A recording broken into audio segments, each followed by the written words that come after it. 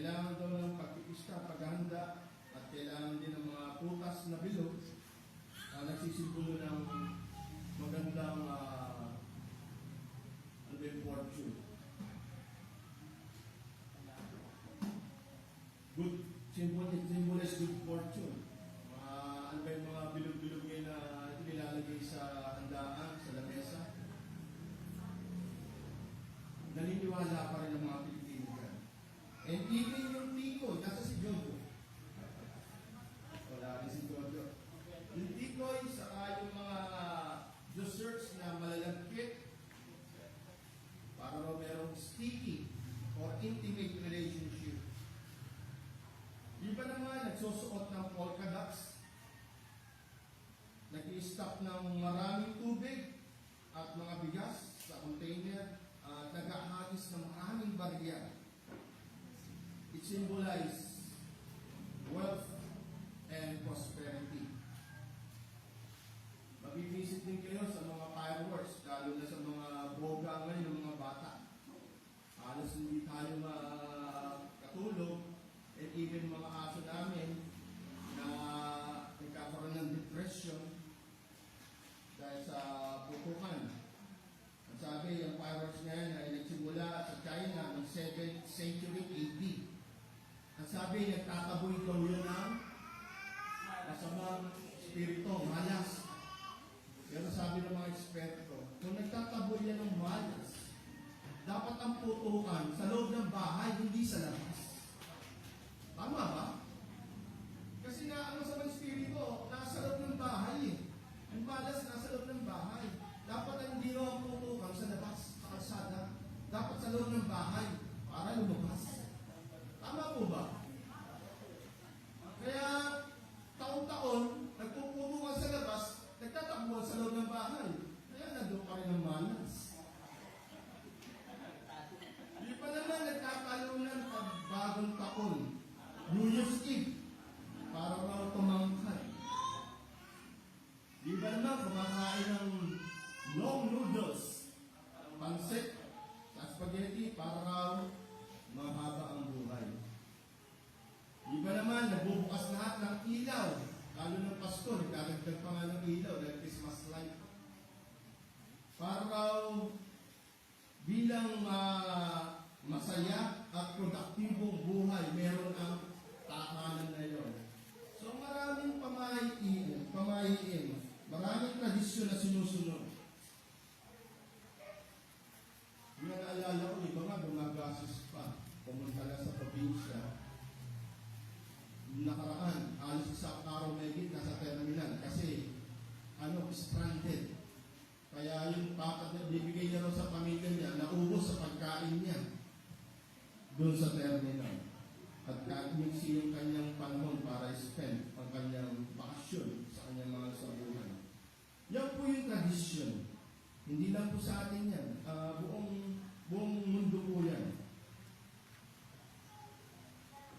Mahalaga po ang tradisyon. Yan po ang nagbibigay ng identity kung paano ka naiiba sa ibang tao. At yan din daw ang nagbibigay ng connection sa iyong pamilya. Nagbibigay daw para ang pamilya maging stick together and help them define what family means to each other. So kung paano pinahalagahan, binigyan ng importansya ang pamilya. Yan puro yung sinasabi sa tradisyon. And it's also a cultural identity. Help people feel sense of identity and connection to nature. So kaya kung paano ka nakikibagay, hindi lang sa mundo, sa nature, and even sa kultura, paano ka nakikibagay. Meron din daw yung positive memories. It helps create positive memories to recall. Para meron kang binabalik-balikan na alaala sa hinaharap. And it also social identity. Group belonging by providing shared values, norms, or custom. So, yan din po yung isa sa mga na tradisyon. It's also a collective identity because it creates sense of unity. And it's also a preserving It's also preserving family history. So, ibig sabihin, siya po ay nag-share ng memory sa isa't isa and experiences. Kwentuhan. Kaya nga sabi ni Sharon, sa ibang bansa, ang mga restaurant, hotel, tahimik pag kumakain. Yun ang mapapansin mo pag nasa ibang bansa. Pero sa Pilipinas, ang lakas ng sounds, restaurant, fast food, saka hotels, at ang lakas din ng kwentuhan. Mas marami pa ang kwentuhan bago sa subok. Kasi nga yun yung time para mag-chika-chika ang bawat pamilya. So our tradition is a bridge to our past, our origins.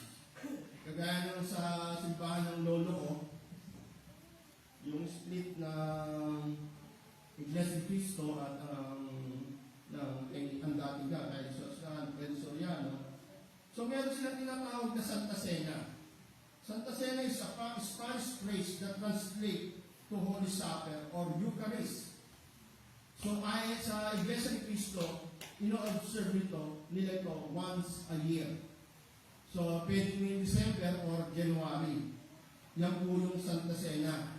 So kung marami kang puro, magsasama-sama sa isang lugar, para once and for all, makita sila sa pamamagitan ng pag-observe ng Santa Cena. Annual nilang ginagawa yan. And even sa ating pag-aaralan ngayon, yung tinatawag na Passover. It is a major feast in Jewish traditions. Ang Passover po, yan po yung panahon na kung saan nagkaroon ng salot. Ang sinasabi mga panganay sa panahon ng Egypt, nandun yung mga libi ng mga Israel.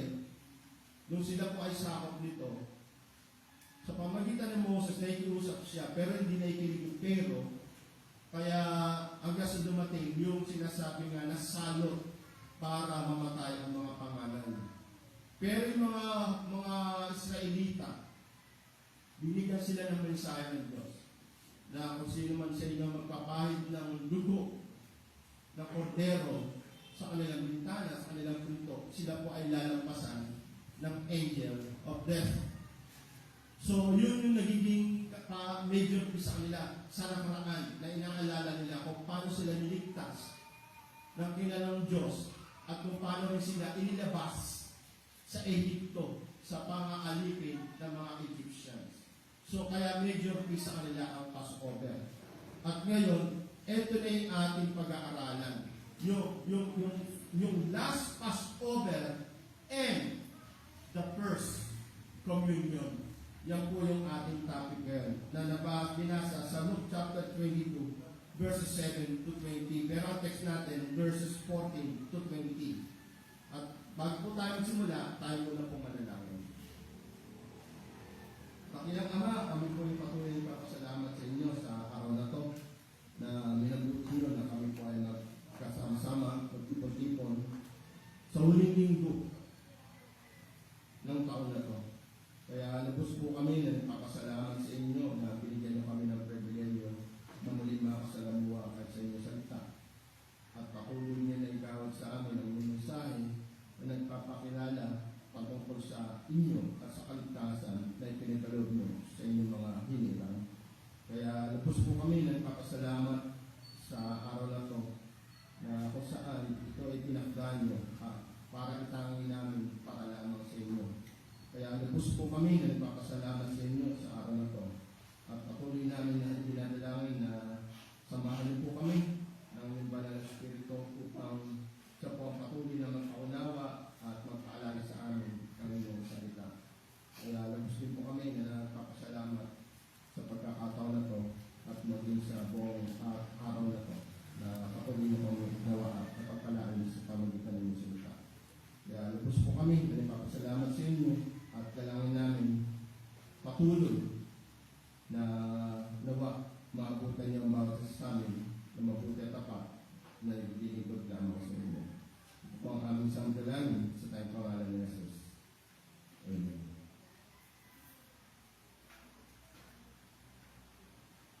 Muli aking pong babasahin yung teksto sa English version sa Luke chapter 22 verses 14 14 to 20. Institution of the Lord's Supper. And when the hour came, he reclined at the table, and the apostles with him. And he said to them, I have earnestly desired to eat this Passover with you before I suffer. For I tell you, I will not eat it until it is fulfilled in the kingdom of God.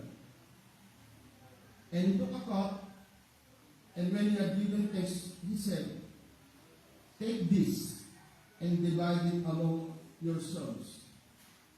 For I tell you that from now on, I will not drink of the fruit of the vine until the kingdom of God comes.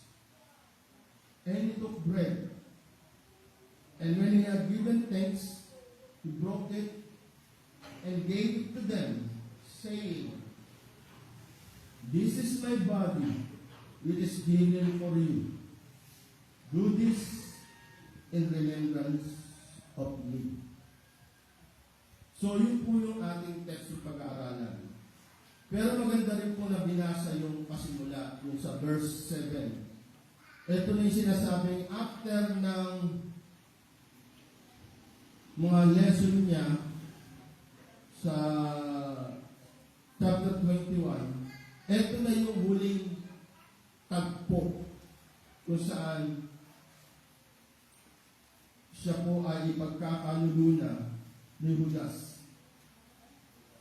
Mapapansin natin sa verse 7 kung paano sila nagpe-prepare sa Passover. So, ay sa major feast among Jews. Pero mapapansin nyo rito kung paano sila kumikilos ng discreet. So, ibig sabihin, yung kanilang ginagawa ngayon, hindi na siya hayag, lihim na. Parang sa panahon ng ngayon, gumagamit ka ng code kung paano kayo magpatagpo, paano kayo pupunta sa isang lugar. Kasi sa Saudi, and even sa mga Muslim country, bawal po ang pagsamba ng hayagan sa mga Kristiyano. Lalo na sa born again. Even sa China, bawal ang Bible, pinukumpis na yan. Ikukulong ka pa pag nahuli ka. So, ito yung time na kung saan umabot na sa sukdulan.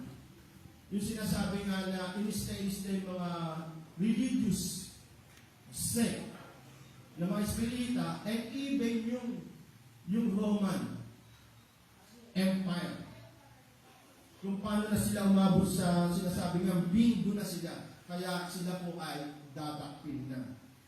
Pero sabi, dahil sa pag-observe nila sa Passover, tinatanong ng mga disipulo kung saan po natin siya gaganapin. Pero makita mo yung bilhin, ang sabi niya sa kanila, meron sasalubong sa inyo na merong dalang banga. Para bang pagpupunta ka sa lugar, lagi ko sinasabi, pag may nakatayong puting aso, doon tayo papunta. Parang ang hirap hanapin yung mga nakatayong puting aso. Parang nagbibigay ka ng palatandaan. Ang sabi ni Jesus, merong sasalubong sa inyo na lalaki na may dalang banga. At ang sabi, sumunod kayo sa kanya kung saan sa pupuntang bahay. So makita mo kung paano sila kumikilos during that time. Napaka-distinct, napaka-lihim, walang makapansin. At ang sabi,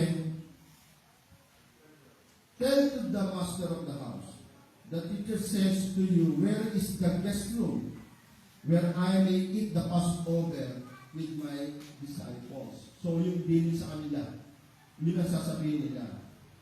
And he will show you a large upper room furnished. Prepare it there. At kung nakita nila yun, doon sila pumunta sa lugar, umakat sila. At lahat nga doon ay nakaprepare na. So papasok tayo sa first institution of the Lord's Supper. So lagi natin binabasa ito, pero titingnan natin kung paano nangyari yung first communion na naganap bilang mga Kristiyano.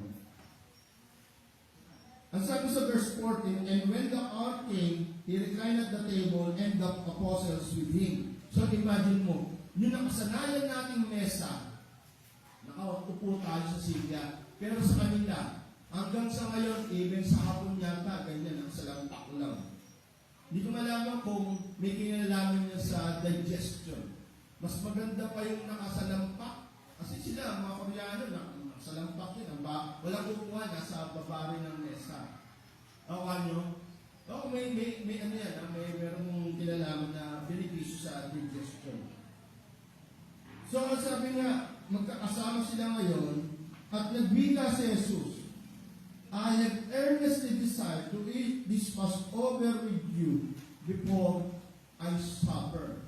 So sinasabi niya na, gusto kong makasama kayo sa Passover na to bago ako dakpin at parusahan. So nagbibigay na siya ng mensahe sa mga disipulo niya. Pero mabigat hanggang ngayon, hindi pa rin mag-sink in sa kanila. Parang sinasabi niya, lahat ng nakasulat ay kailangang maganap. Parang sa namin niya, hindi pwede. Hindi mo pwede yung utusan. Kasi naka-ano yan, naka-predetermine lahat ng mangyayari. Nakasulat yan. Kaya ayon sa nakasulat, yun ang lagi sinasabi ni Jesus. Ayon sa nakasulat. Hindi lahat yan nangyayari by faith. Hindi yan nangyayari dahil aksidente lang. Lahat yan nakaplano.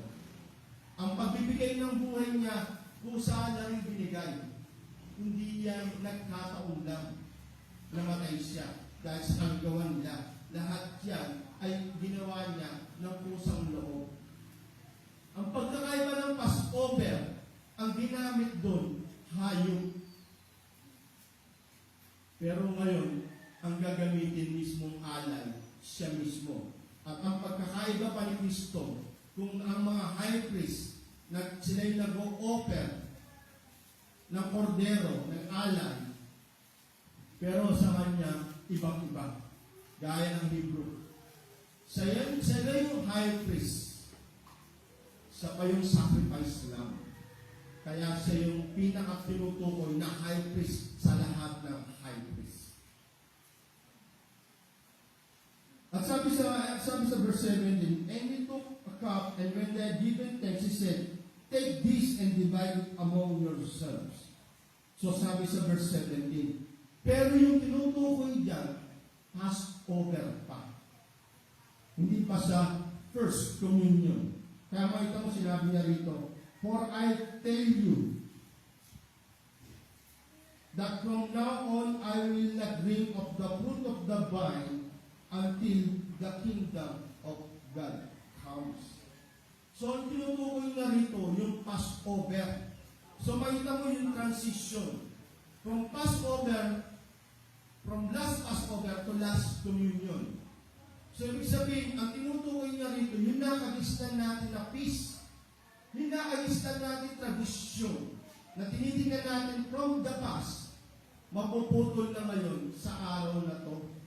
Hindi na ito muling mangyayari.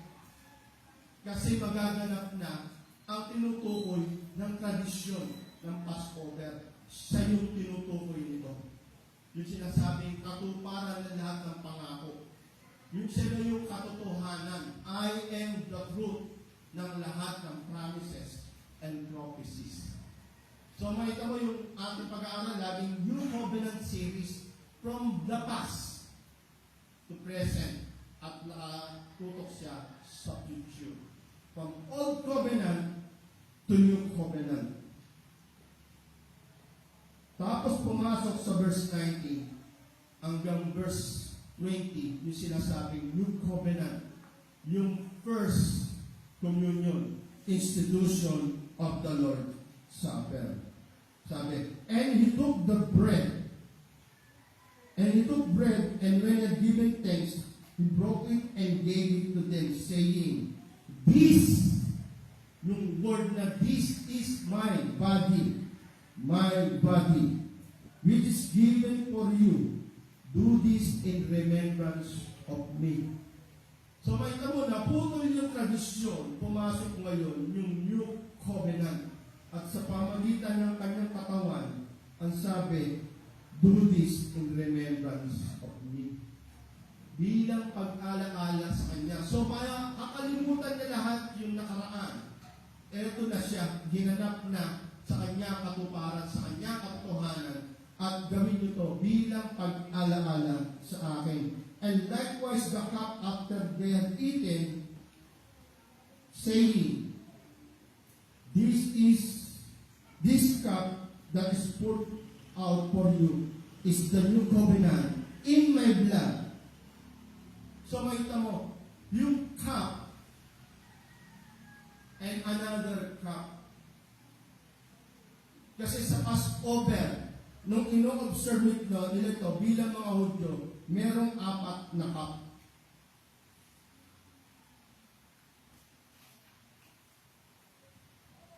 At ito po yung nakabase sa Exodus. There are 4 sets of cup.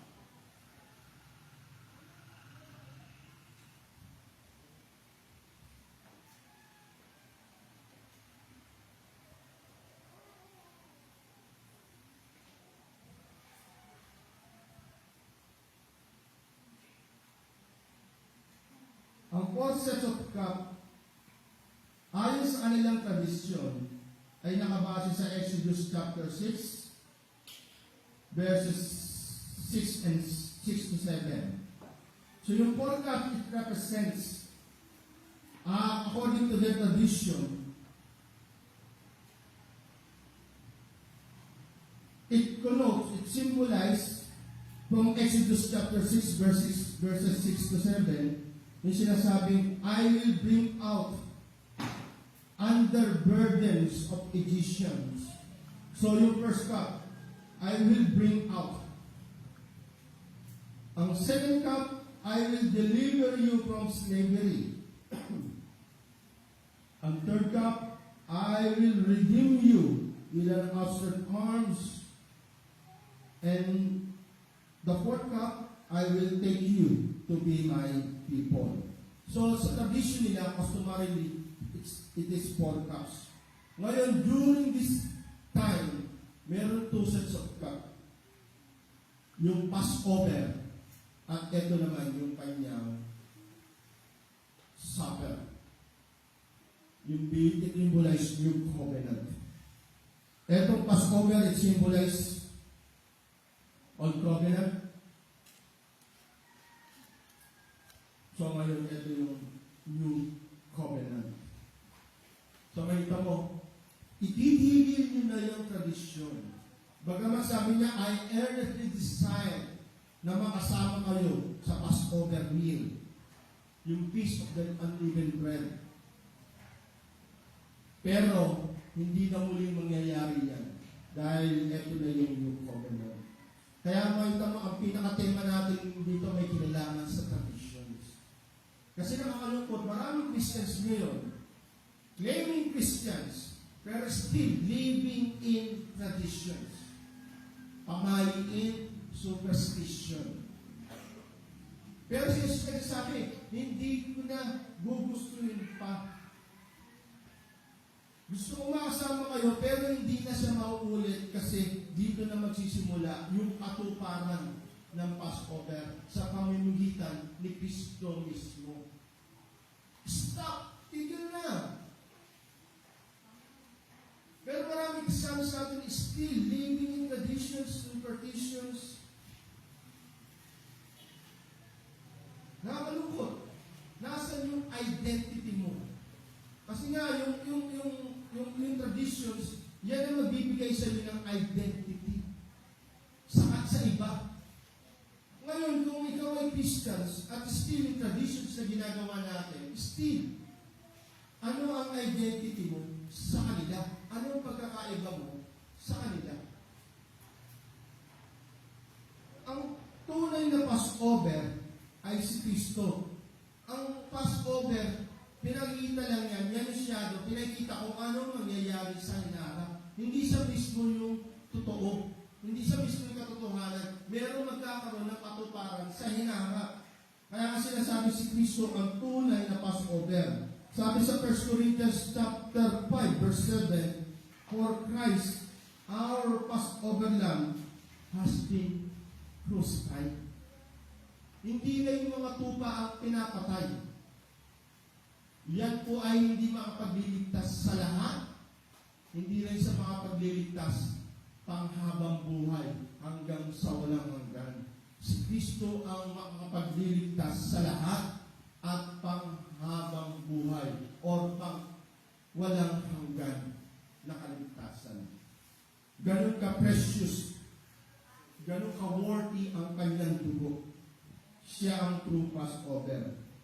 And now we arrive at the central reason why He came to man to institute a new covenant with men based on His own sacrifice. Pumasok na ang sinasabi ng pinakasentro kung bakit dinala, kung bakit isinilang si Kristo. Isinilang siya bilang buhay na alay para sa mga kasalanan. Sabi nga ng si O.G., napunta si Kristo dito, ipinanganak para pumatay. At sabi niya, this passage breaks into two parts. The first part is about Him celebrating the last Passover and instituting Him, yung last two verses, instituting the Lord's first table, the first Lord's table. So in a simple way, to outline it, the final Passover and the first communion. So meron po tayong dalawang punto. So isa-share ko na lang, even sa church, para makakano tayo.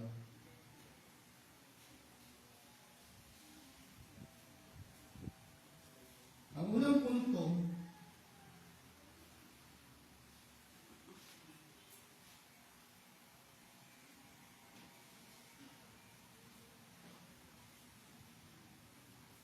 tradition.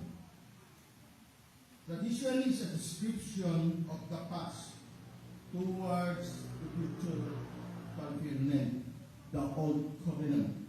Ang tradisyon na ay pagsasalarawan ng nakaraan patungo sa katuparan sa inaharap sa pulong lumang tipan.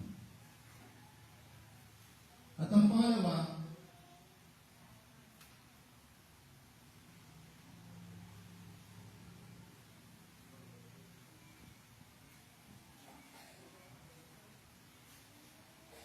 the tradition has fulfillment in the death and the resurrection of Christ, of whom is the new covenant. Ang tradisyon na ay nagkaroon ng katuparan sa kamatayan at muling pagkabuhay ni Kristo, na kung saan siya ang bagong tipan, gaya sinasabi sa verse 20. So, yun natin. Unang mapapansin natin from verse 15, verses 15 to 18. Ang sabi, for I tell you, I will not eat it until it is fulfilled in the kingdom of God. Verse 16. At inulit niya, for I tell you that from now on, I will not drink of the fruit of the vine until the kingdom of God comes. So may kamo, I will not eat it, I will not drink until the kingdom of God comes. Verse 18. So makita natin, hindi po ito ang katapusan. Hindi po ito, this was not the beginning of the end. It was the beginning of the beginning. Ito na yung pasimula ng paghahari ng Diyos. Tunay na paghahari ng Diyos. Kaya makita mo yung sinasabi ng gospel of kingdom, ito yung gospel of kingdom. Pero ang gospel of kingdom, ito yung requirements, obedience. So hanggang wala kang obedience na yun, yung perfect obedience na yun, hindi ka bahagi ng kingdom of God. Pero sabi niya, magkakaroon ng kingdom of God pag nagkaroon ng perfect obedience. So it means, patungo lahat po kay Kristo. Lahat po tayo sinner. Kung lahat po tayo sinner, hindi po tayo bahagi, magiging bahagi ng paghahari ng Diyos.